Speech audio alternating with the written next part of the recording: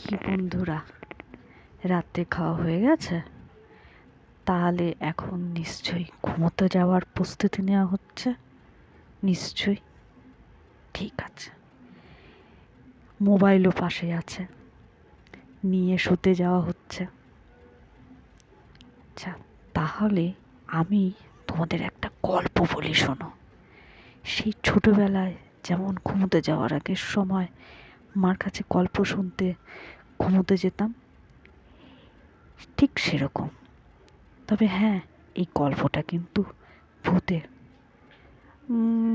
কম বেশি সকলেই এই বিষয়ের গল্প শোনার ইচ্ছে থাকে, কি তাই তো?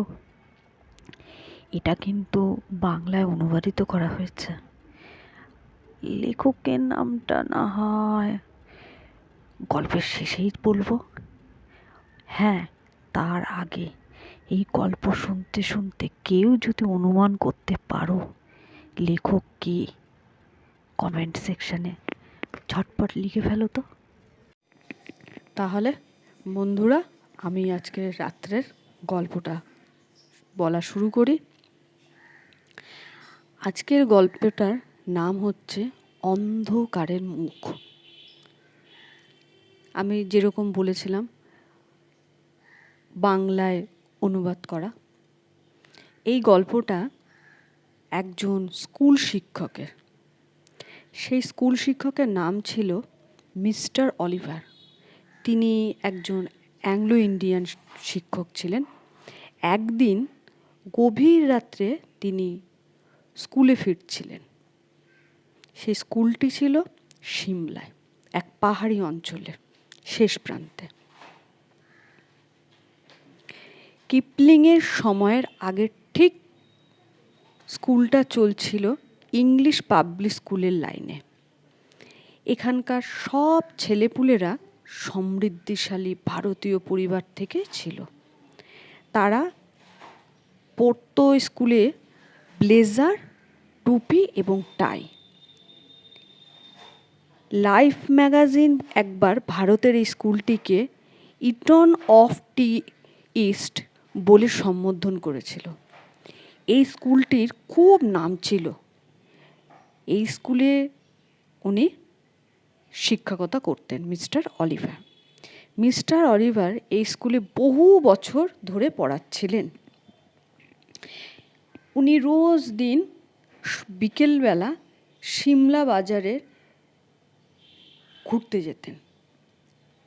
সেরকমই একদিন উনি সিমলা বাজারের সিনেমা এবং খাওয়ার জায়গায়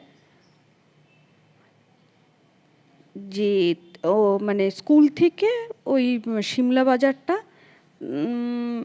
আনুমানিক 3 মাইল দূরে ছিল। সেরকম তিনি একদিন ওই সিমলা বাজারে খাওয়ার জন্য স্কুল থেকে বেরোলেন বিকেলবেলা। হাঁটতেও বেরোন, তারপরে একবারে খেয়ে বাড়িতে মানে স্কুলে ফেরেন। সেরকমই তিনি ওই 3 মাইল দূরে বেরিয়ে গেলেন ঘুরতে। যথারীতি উনি যখন খাওয়া দাওয়া হতো, তারপরে সন্ধ্যার পর ফিরত। এইবার উনি যেখান দিয়ে ফিরত সেটা একটা ঘন পাইন গাছের জঙ্গলের ভেতর দিয়ে ফিরত। যথারীতি উনি সন্ধ্যার পর ফিরত পাইন গাছের জঙ্গলের ভেতর দিয়ে। তখন ঝোড়ো হাওয়া এত দিত, পাইন গাছগুলো ভয়ানক আওয়াজ করত।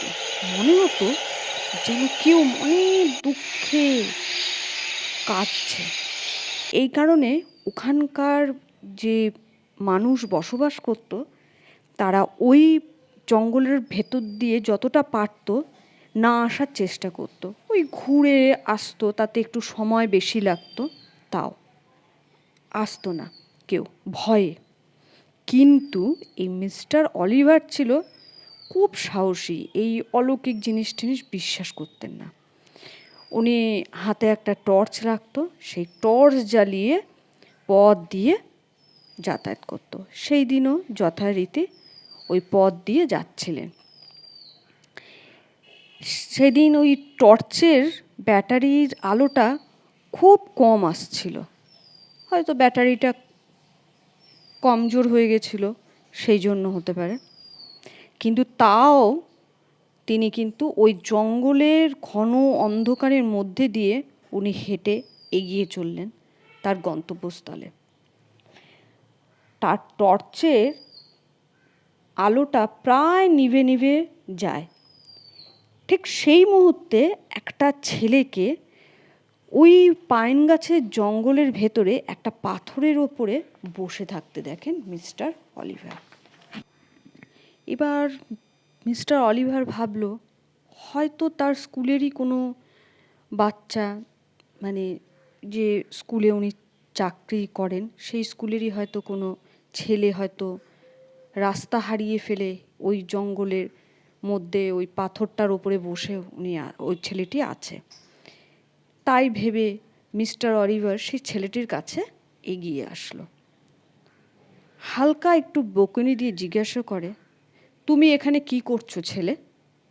সেই ছেলেটির দিকে এগিয়ে যায় যাতে সেই ছেলেটিকে চিনতে পারে। কিন্তু ছেলেটির কাছে যাওয়ার পরেই সে বুঝতে পারে কোনো একটা গণ্ডগোল আছে।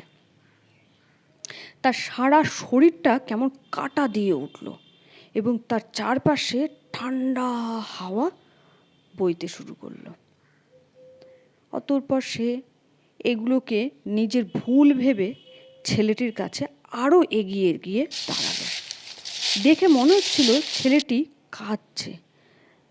তার মাথাটা নিচু করে হাতের মধ্যে গুজে, ওই হাঁটুর মধ্যে হাতটাকে যেরকম গুজে অনেকে বসে মাথাটা নিচু করে কাঁদে, ঠিক সেরকমভাবে বসে ছিল।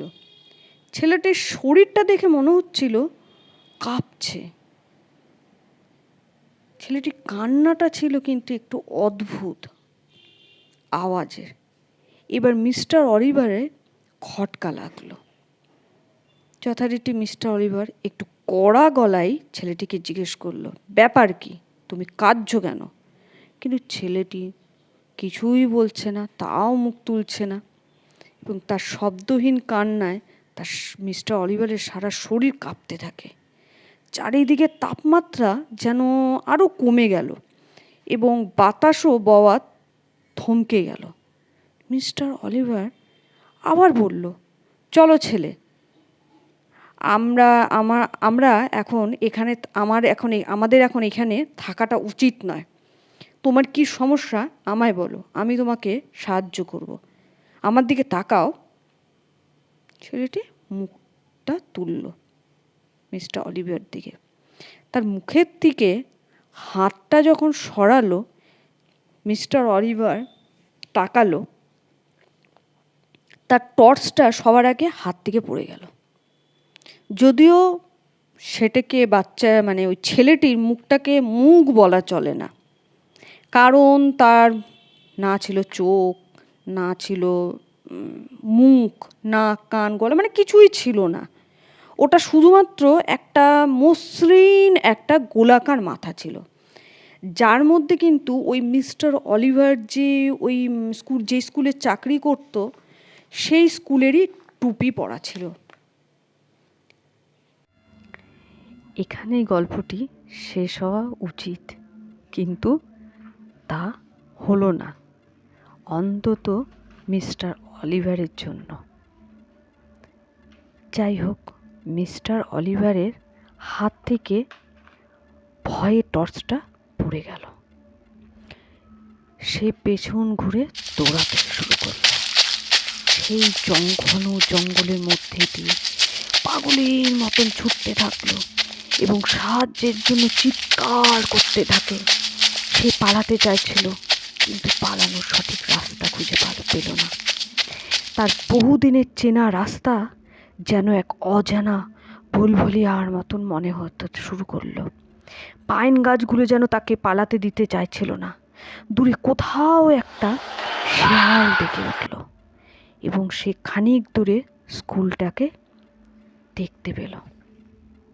হঠাৎ সে একটা মৃদু আলো জ্বলতে দেখে রাস্তার মাঝখানে দেখে, এবং সে একজন দারোয়ানকে দেখে তার কাছে ছুটে দৌড়ে যায়। তখন সে অলিভারকে জিজ্ঞাসা করে, কি হয়েছে সাহেব? কোনো দুর্ঘটনা ঘটেছে? আপনি দৌড়চ্ছেন কেন? আমি ভয়ানক একটা জিনিস দেখেছি, মিস্টার অলিভার বলল। একটা ছেলে জঙ্গলে একা কাঁদছে, আর তার কোনো মুখ নেই। কোনো মুখ নেই সাহেব? না চোখ, না মুখ, কিচ্ছু না। দেখে বলুন তো সাহেব, এরকম ছিল কি না? বলে দারোয়ান তার মুখের কাছে লণ্ঠনটা তুলে ধরে। দারোয়ানটারও না ছিল নাক, না ছিল চোখ, না ছিল কিছু। এবং তার সাথে সাথে ঝোড়ো হাওয়া দেয় এবং লণ্ঠনটা নিভে যায়, এবং হঠাৎ জঙ্গলটা এক ভয়ানক চিৎকারে কেঁপে ওঠে, এবং খানিক বাদেই সব নিস্তব্ধ হয়ে যায়।